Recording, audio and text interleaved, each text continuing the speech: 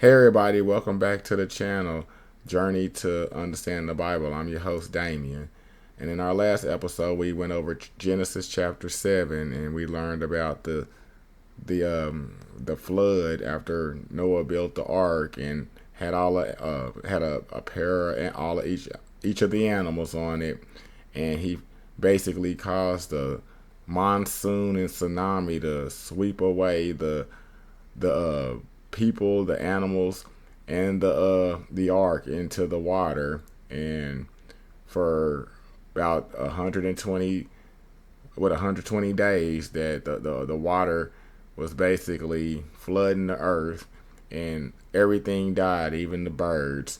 Like nothing survived, but what was allowed to on the ark. And so we're gonna continue on with chapter 8, where we're going to hear about what happens after the flood, after the flood water recedes. So here we go. But God remembered Noah and all the wild animals and livestock with him in the boat. He sent a wind to blow across the earth, and the flood waters began to recede. The underground waters stopped flowing, and the torrential rain from the sky were stopped. So the flood waters gradually receded from the earth after 150 days. Exactly 5 months. Oh, 5 months. I said 6 months. From that time, the flood began. The boat came to rest on the mountain of Arad. Two and a half months later, as water continued to go down, other mountain peaks became visible. After another 40 days, Noah opened the window he had made in the boat and released a raven. The bird flew back and forth until the flood waters on the earth had dried up.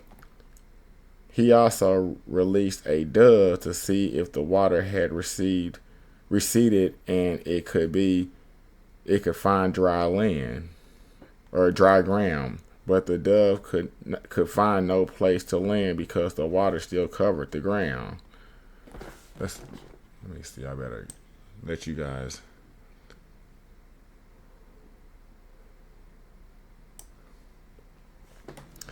So it returned to the boat, and Noah held out his hand and drew the dove back inside. After waiting another 7 days, Noah released the dove again. This time, the dove returned to him in the evening with a fresh olive leaf in its beak. Then Noah knew that the flood waters were almost gone. He waited another 7 days and then released the dove again. This time it did not come back. Noah, now 601 years old, on the first day of the new year, 10 and a half months after the flood began, the flood waters had almost dried up from the earth. Noah lifted back the cover of the boat and saw that the surface of the ground was drying. 2 more months went by, and the last and at last the earth was dry. I just messed that up. I'm sorry, guys.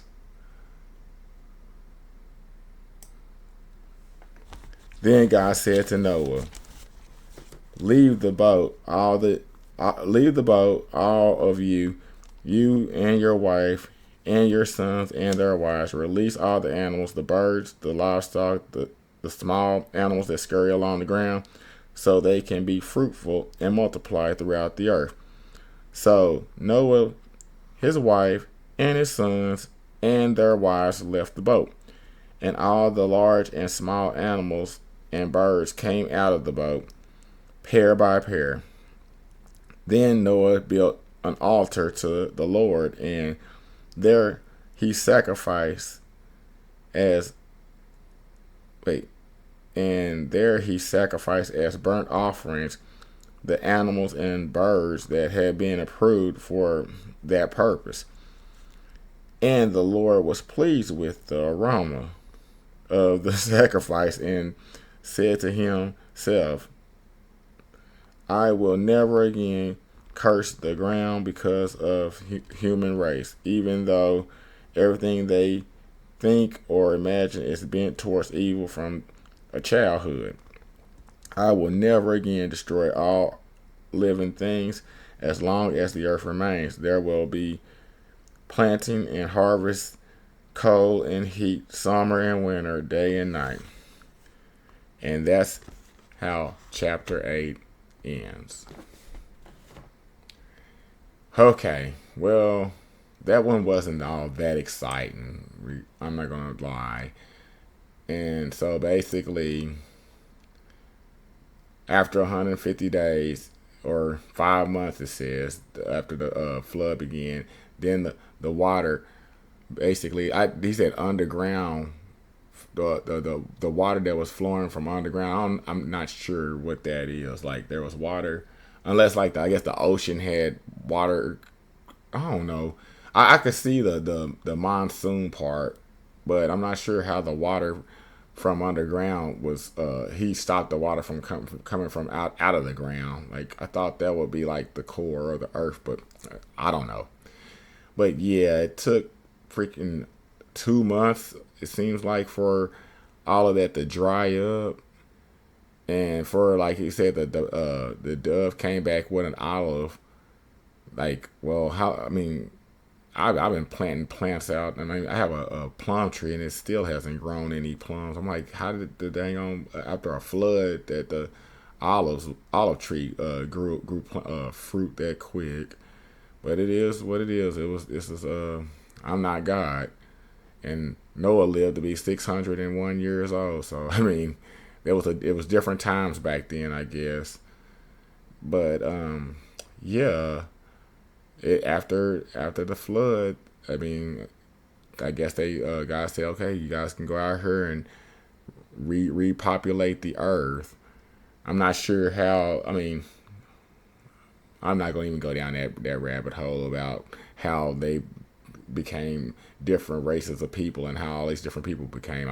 Maybe we'll get to that point in the Bible if it does describe it. But yeah, that was chapter 8, and yeah, they basically after the flood, all of the animals, everything was released, all the people were released, and they went back to the beginning, like in the was it Genesis, the second Genesis after Cain and everybody. No, I guess that was after Adam and Eve created their families, then and their descendants, and then now this is Noah's family. They're going to be the new first family, or they're going to be the second family that creates humanity again, or creates us all again. But okay, I'm gonna stop while I'm ahead.